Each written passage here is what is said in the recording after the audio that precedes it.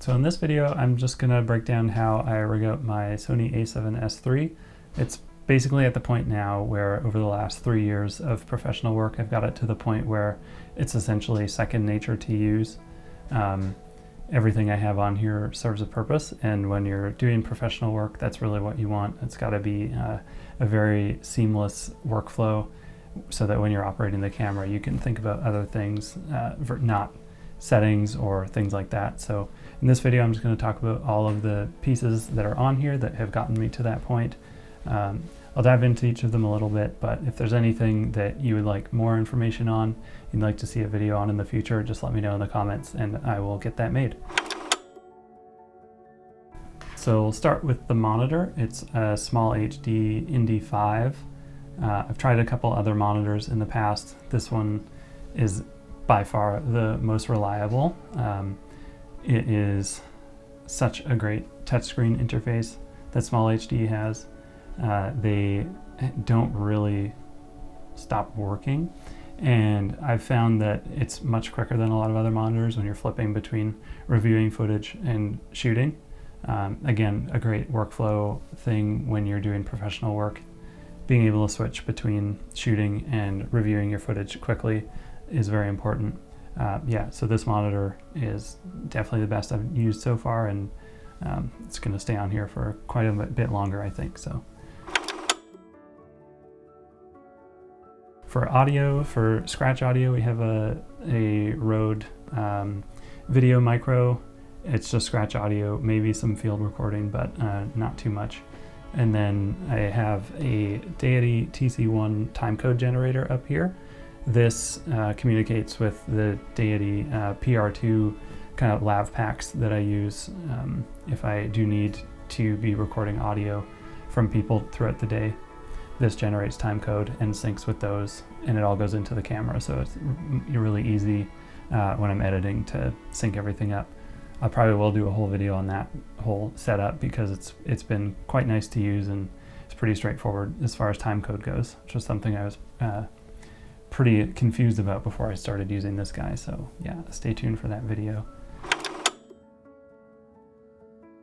To power all of this, we are just running some 99 watt-hour V-mount batteries off the back. I find usually for a whole day of filming, I'll go through 1 to 2 of these a day, depending on environmental conditions and how much I'm filming. It's got this one that I'm using has 2 D-tap ports, and that is enough to power everything for me. As far as lenses go, the Sigma 24-70 pretty much never leaves the camera. It's a great all-around lens for what I need. If I do find myself needing other lenses though, I've got 3 other ones that I do use quite a bit, and they are a 70-200 Old Faithful. You never know when you're going to need that, and it's always nice to have around. I have a 90mm macro, which is actually an old Tamron film lens. I think I picked it up for like 10 bucks, but it's a great lens to have around to get some specialty macro shots that really add to a lot of the footage that I'm producing. And then my favorite lens is a 50mm Minolta, also old film lens, and it has kind of the perfect balance for me of kind of old filmy character while also retaining a bit of sharpness for the kind of professional level of work that I need to be producing. But for the most part, this 24-70 just doesn't really leave the camera at all.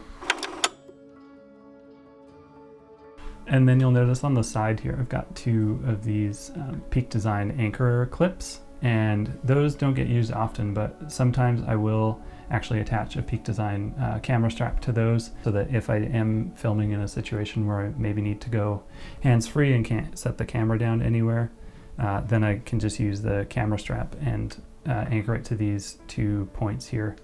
And that is really helpful. Again, I don't use that very often, but I do just keep these attached here if I do need to use that setup at all. And the camera body itself is just in a small rig cage with a small rig top handle on top, and that's just what everything gets mounted to. Pretty straightforward. They make great stuff. Can't go wrong. So that's it for this one. If there are any parts of this rig that you would like me to go more in depth on, maybe make a whole video about, or you just have more questions about, let me know in the comments below, and I'll do my best to answer your questions and get more videos made about this setup. Thanks again for watching, and I'll see you in the next video.